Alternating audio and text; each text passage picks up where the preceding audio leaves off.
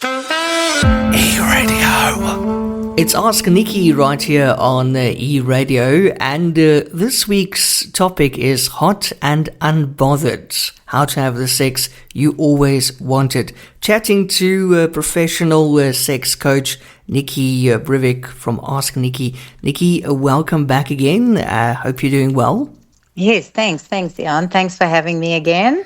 Nicki, what are some of the most rewarding aspects of your work in helping individuals and couples improve their sex lives?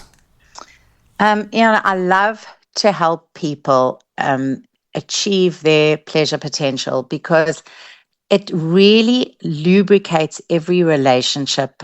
That sex is such a way to communicate, and it keeps your relationship strong. The reality is that divorce is so high now, and it's largely because of sexual issues. Either people aren't having sex, or they're having sex with someone else, or it's boring sex. So if we can focus on this aspect and really kind of make it special in your relationship, it just makes everything better. People, it helps to keep your glasses rose tinted, because all those irritations that you feel about your partner somehow don't seem so bad when you're having good sex. And when you're not having sex, everything feels rougher and harder and grayer, and kind of you chafe against each other. So good sex lubricates everything. And if it's the one thing that really kind of defines you as a couple, as opposed to anything else, because it's the one thing that you kind of are doing together. And if you prioritize that and you're able to have great sex with each other, it's something to look forward to forever, because sex is the way that adults play. And if you can have a play partner for the rest of your life, or partners, if that's what turns you on, then it's just enhances your life in every way. So that's kind of why I'm so passionate about bringing sex to the forefront of people's minds and the way in which they interact with their partners. Now, the topic for this week is hot and unbothered. How do you, Nicki, define hot and unbothered sex? And also, what are the key elements that contribute to this type of experience? Okay, so I think basically for me, I want people to shake off the shame and the self-doubt, the fear of failure and the secrecy around sex, because those are all interfering with your ability to feel pleasure.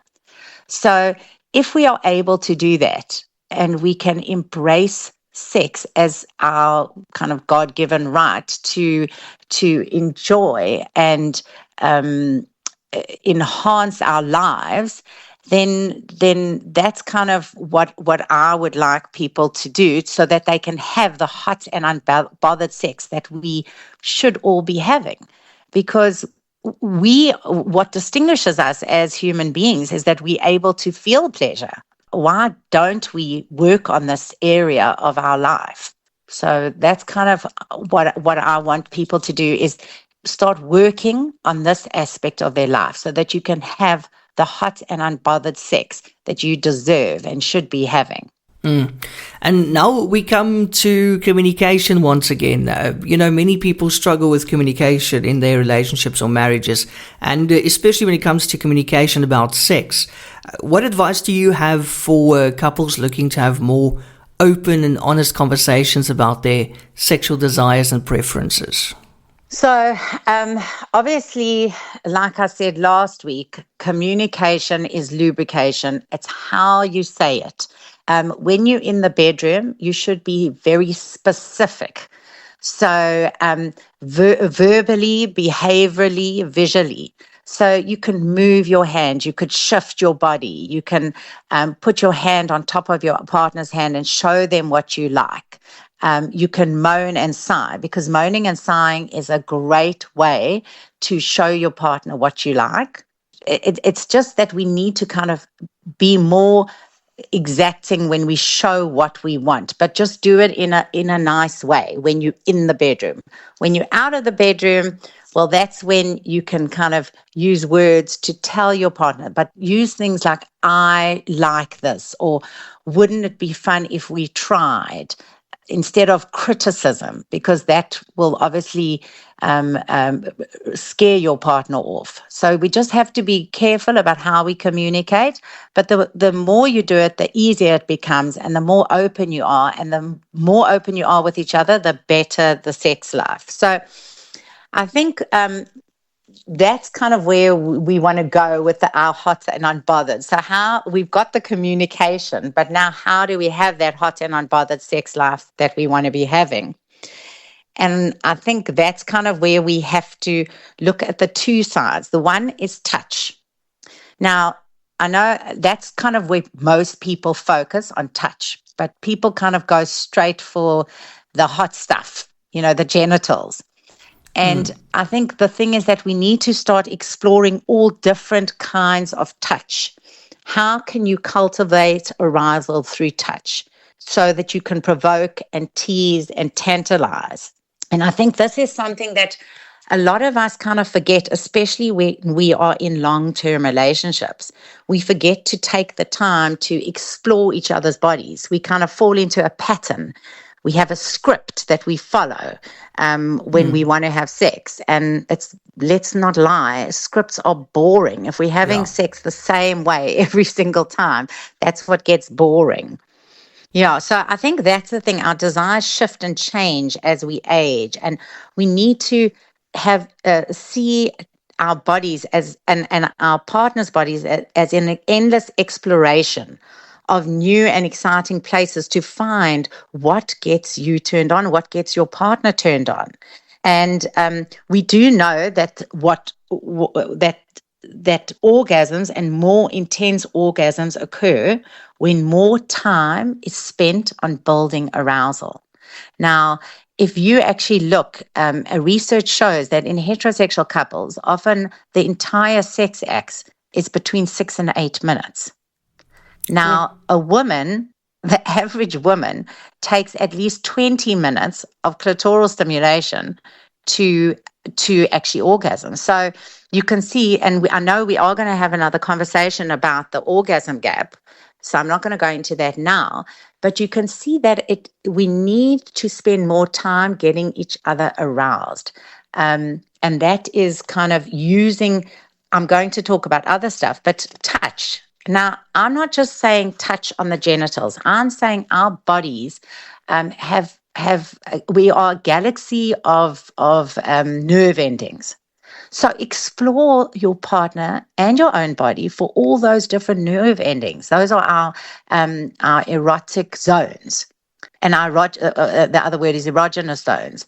And often I find couples will come and they won't even know what their partner's erogenous zones are. They just kind of go straight for the genitals. Mm-hmm. But the more we spend time arousing our partner, the more arousal, the more desire, the stronger the orgasm. So don't rush straight for the genitals. Take your time exploring your partner and explore different kinds of touch. You've got your mouth, you've got your hands, you've got toys. You can use different kinds of things like feathers or cold metal, hot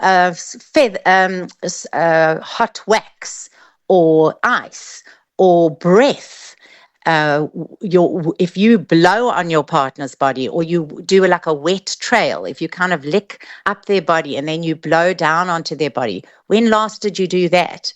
So I think bring this creativity into the bedroom. How can you touch your partner in more intense ways or different ways so that you can create more arousal? Like I find with, especially in long-term relationships, kissing, proper hot make-out kissing goes out the window. And that is a great way to build arousal, by kissing, holding each other, touching each other. And then that's another thing. How do you like to be touched? Do you like to use firm touch, rough touch, soft touch, gentle touch, slow touch? a lot of people don't even know. They've never thought about it. But think about it. Do you like your scalp being massaged? That can be very hot. Do you like firm? A lot of people don't actually like soft touch. We kind of think erotic touch must be soft. But I get a lot of clients and they say, oh, it just makes me want to giggle, or it gives me a bit of the creeps. Some people don't like that. So I find with those people, you use a firm touch, use your full hand, maybe, push down on them, have a bit of erotic wrestling. That's kind of upregulating. Or if you push down, that can be deregulating for people who are very anxious. So there's so many aspects to just touching. Do you like to be bound, or do you like to bind a partner? Do you like a foot massage? What about a bath or a soapy sensual shower? So there are just all these options. And I think that's where, just even with touch, I've given you all these ideas to go and explore what you like with your partner. And hopefully that just alone will upgrade the sexual experience. And I haven't even got to the good stuff, Ian.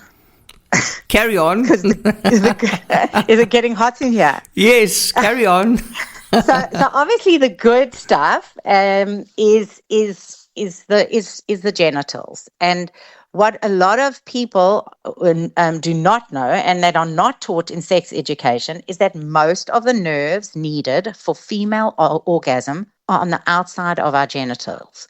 So we talk about, and I'm going to talk about this when we talk about the orgasm gap, but we talk about the male pleasure erogenous genitals area is the penis, and the females is the vagina. But in fact, the vagina is the canal where the penis goes in and out of, and that's only part of where we feel our pleasure, because the main erogenous zone for a woman is clitoris. And this is something I find so many people do not know. I have people sitting opposite me day after day, and unless they are medical people, they've never seen a clitoris.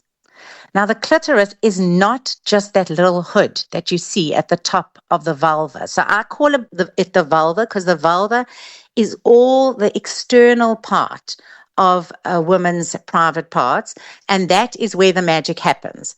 So it's not just in the vagina. It's that whole vulva, which is the inner and the outer lips, and the mons pubis, which is that kind of fleshy part above the clitoris.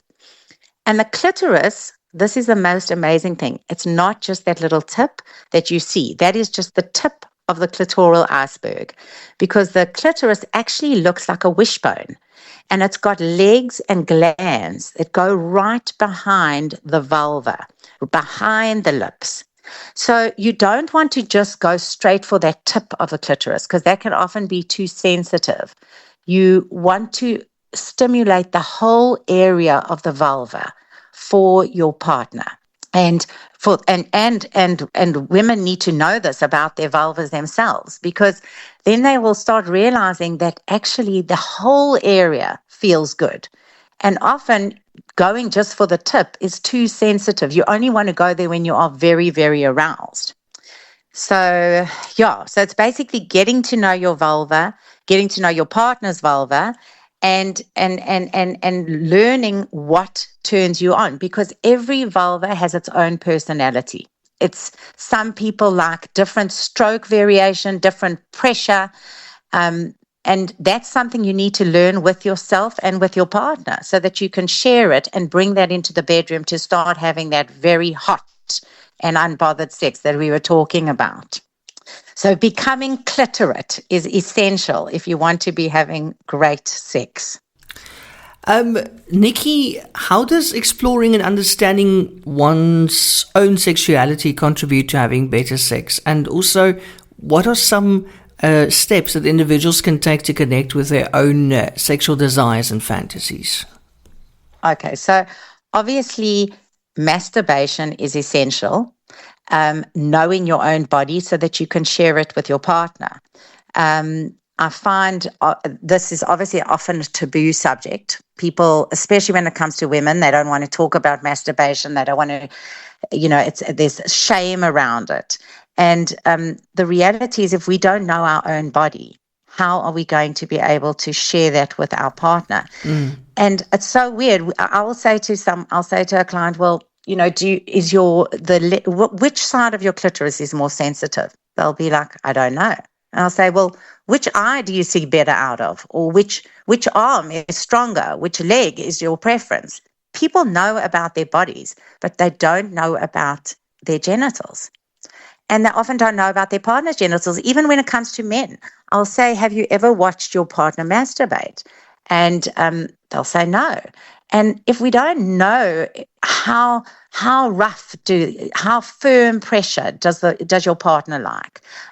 Does your partner find the area under their balls sensitive, or their balls? Do you play with their balls? People don't know this. They don't ask. They don't say to their partners, do you like this? Would this be something that's good? So obviously, knowing your own body will allow you to share that with your partner. And I suppose that's also where the communication comes in, is learning how to communicate this knowledge to your partner. So I think that's it. Masturbating is very, very important when you want to be able to know yourself and share that with your partner. And women, do not fake orgasms, because then we are teaching our partners to do exactly what doesn't work for us. And then we complain about it. So often we are our own worst enemies. I'll have women say to me, I can never have sex again. And then I'll say, well, what is the quality of the sex you're having? Because if you are having boring, penetrative sex that's only focused on penetration, when actually most women need their clitoris stimulated in some way or another, well, then it's no wonder you may never want to have sex again. But if you are having great, adventurous, exciting sex with hopefully mind-blowing orgasms, although that shouldn't be the only goal, but certainly pleasure, well, then you are more likely to want to have that sex. And Nicki, just briefly, what are some of the biggest misconceptions out there about female sexuality? And also, how can dispelling these myths or misconceptions empower women to embrace their sexuality more fully? Well, I think one of the things is that women have a low libido. And remember what I said to you when we talked last week, we were talking about the difference between spontaneous and responsive desire. And a lot of women actually have the responsive desire framework. So it doesn't mean that they have low libidos. It just means that it takes more to get them heated up. And so I think that is one of the myths that I would like debunked. Also, that spontaneous desire is the only true desire, because obviously that is not the case. If you are someone who has responsive desire, it just requires more effort, and it's important to put in the work to discover what arouses you and your partner. And I think that's kind of where one way to enhance that is by planning to have sex for those responsive desire people, which is often women. So women often like to know that sex is coming because it allows them to get into that space that gets them into that headspace for having the kind of sex they want to be having. I think, the thing is, great sex takes work. And people often don't like to hear that, but you don't get fit by lying on the couch. And we need to constantly work at having the kind of sex we want to be having, that hot and unbothered kind. And that's, I think, I never mentioned, Ian, I kind of got sidetracked, but we talked about touch in embracing the best kind of sex we can have. But we didn't talk about psychological stimulation, which is engaging your brain in order to have the kind of sex you want to be having. Because remember, you must have heard that that our brain is our biggest sex organ. So how can we get that involved in getting us hot and having the kind of sex we want to be having, that hot and unbothered type? And that's also something that we need to focus on if we want to enhance our pleasure. And that's kind of fantasies and role-playing a sexy scenario. A little bit what I discussed earlier, watching a partner self-pleasure or being watched. I know it requires a bit of vulnerability and a willingness to share your eroticism with your partner, but it definitely will give you good rewards if you manage to tap into what turns you on in your head and bring that into the bedroom and share that with your partner. And finally, Nikki, what advice do you have for individuals who may be hesitant or unsure about seeking help or guidance to improve their sex lives? How can they take that first step towards having the sex that they've always wanted? Okay, so first of all, there's obviously sex coaches like myself. People think you have to have a problem to see a sex coach. You definitely do not have a problem. It's, I love to be able to help people tap into what will give them the kind of sex they want to be having. That's obviously my superpower and what I love to do. And also just communicating with each other, reading more about sex, talking more about sex, sharing ideas with their friends, having open conversations, because, it's like we share ideas and tips about everything. We'll say, where are the best buys? What's the best restaurants? We share all those things, but we don't share sex tips. And we don't share ideas. We'll kind of, when we take up running, we will talk to our friends about what are the best shoes to buy, where are the best routes to go, how should we train, what, routes should we go run on. But when it comes to sex, we never talk about this. So I would like people to be more open, learn to start having those conversations, reading those books, watching things, because that's also extremely titillating. And one thing, talking about sex can also make you really hot for sex. So that's something that we also need to learn, is having those conversations can get us aroused and get us in the mood for having more sex and more of the kind of sex we want to be having. Nikki, and lastly, how do we get in touch with you if we want to see you or chat to you? Okay, so my brand is Ask Nicki. On Instagram, I'm ask.nicki, Nicki. And please contact me. I do lots of talks and workshops, and I want to kind of spread that word that we are all able to kind of be those sexual goddesses and gods that we have living inside of us. We just need to tap into them. Exactly. And we'll chat again next Wednesday evening at 10 p.m. right here on eRadio. Next week's topic is Bridging the Orgasm Gap. Nikki, thank you so much for your time. Thank you, Ian. Thanks so much. See you next week.